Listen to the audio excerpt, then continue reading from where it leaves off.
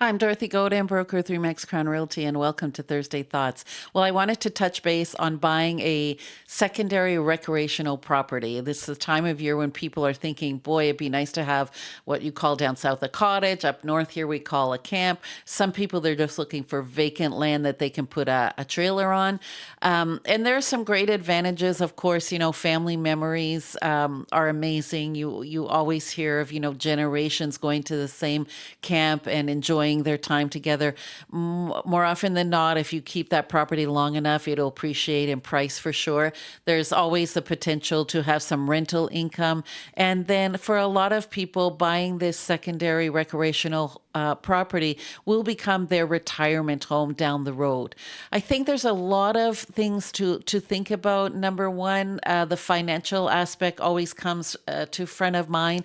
If you're getting a mortgage, you want to make sure you talk to your specialist because buying a recreational property is not the same as buying a secondary home within the city. And so there are different rules depending on, if it has heat and, water, a septic system, etc. There's just a lot of things for the financial person to look at. And from your point of view, if you're putting a mortgage, it's not just the mortgage payment. Now you have another property where you're paying property tax, insurance. There may be an association fee. There may be a road maintenance fee.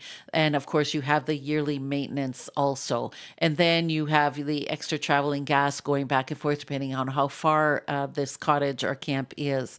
So there are a lot of positive things about having a cottage or camp for sure.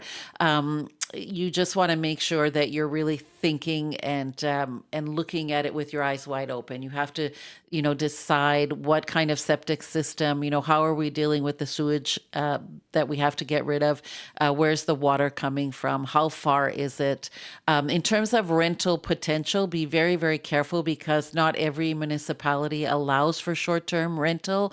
There are different cities now who are saying that, Airbnbs are not going to be allowed and short-term rentals are not going to be allowed.